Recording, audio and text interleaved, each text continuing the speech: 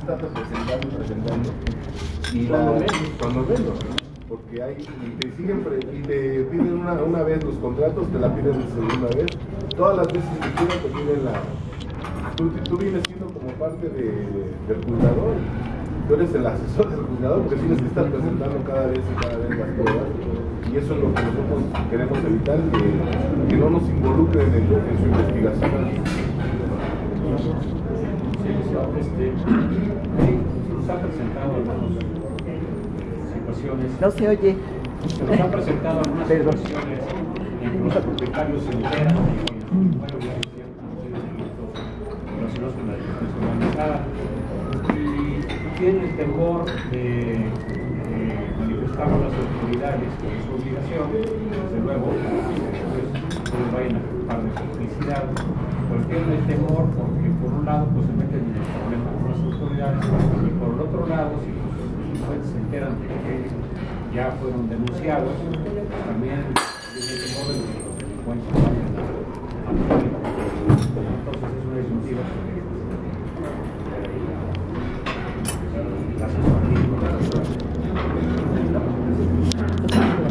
Tengo otro comentario.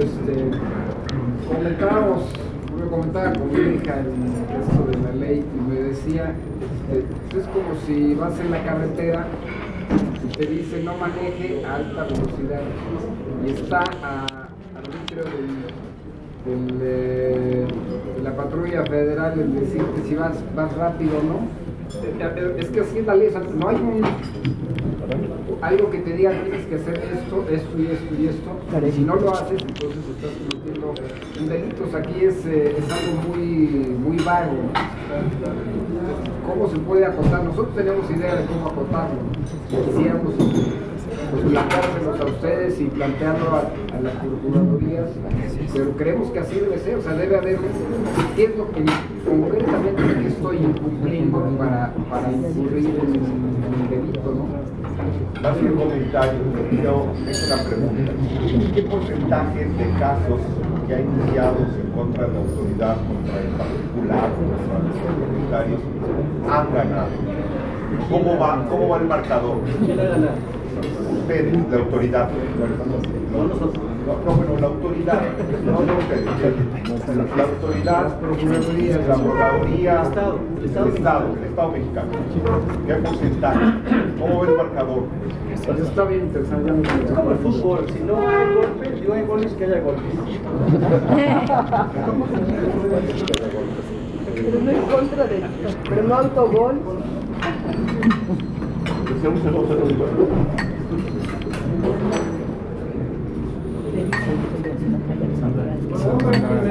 No, muy fuerte. Yo voy a tener que estar dando la vuelta, Extinción de dominio, ¿qué es? Empezó en el 2008, se reformó la Constitución. Ahorita van a poner la presentación. En junio de 2008 se reforma la Constitución para reformar todo el famoso sistema penal que ustedes han escuchado, ¿no? Que si los juicios orales, que etcétera, etcétera. Fue una reforma legislativa de mucha envergadura y lo que, digamos que lo primero se plasmó y que lo que ya está surgiendo frutos es los juicios orales en algunas entidades de la República y la extinción de dominio. Para explicar quién es su servidor, yo creo que ustedes tienen perfectamente bien definido lo que es la tesorería del DF y la Secretaría de Hacienda, ¿verdad? Eso les queda muy claro. Bueno, así lo ocurre con nosotros en extinción de dominio. Hay una ley de extinción de dominio para el Distrito Federal, como lo comentaba el licenciado, y hay una ley federal de extinción de dominio. La ley federal de extinción de dominio aplica para todo el país y se refiere sobre todo a delitos de la federación. ¿Cuáles son los delitos de la federación? Delitos contra la salud. Los delitos contra la salud, por antonomasia, con excepción del narcomenudeo, es federal. Es decir, si un bien está relacionado a un bien inmueble con delitos contra la salud, dígase drogas, estupefacientes, etcétera, etcétera, lo va a manejar la ley federal. Si es robo de vehículos, si es trata de personas, prostitución, si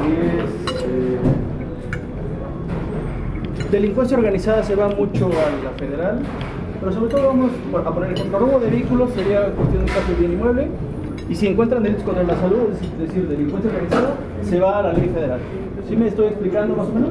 Sí. Bueno, entonces, la Constitución se reformó para establecer extinción de dominio.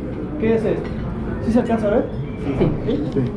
2008 fue cuando apareció en la Constitución, que es nuestra máxima legislación, es decir, sobre la Constitución no hay nada. En la Constitución se estableció que es extinción de dominio. ¿Puedes cambiar la página, por favor? Artículo 22 constitucional. Traje a colaboradores de su servidor que están en el juzgado que ven los asuntos de extinción de dominio del Distrito Federal. Para cualquier duda que tengan o cualquier tema, pueden dirigirse con su servidor y si no es con ellos directamente. Entonces, artículo 22 constitucional. ¿Qué dice la ley? Así dice la es una excepción a la confiscación, ¿no? Es decir, porque ¿qué entendemos todos por confiscación? Nos lo quitan, ¿no? El Estado nos quita de algo que es mío y se lo queda. Entonces digo, no es extinción no es confiscación cuando se declare la extinción de dominio de un bien. ¿Por qué se llama el dominio? ¿Por qué no se dijo se extingue la propiedad? Porque digamos que el término de dominio es muy amplio. No necesariamente tienen que ser propietarios de algo ustedes, pero pueden tener el dominio. Me imagino que ustedes que manejan muchos contratos con poderes parados por el dominio lo deben de tener muy bien identificado. Por eso es que se estableció, dijo, extinción de dominio y no extinción de propiedad. Porque ¿qué pasa con muchos propietarios? Son prestanombres, ¿no? Son prestanombres que tienen dominio. El verdadero delincuente que conllevó a jugar bien.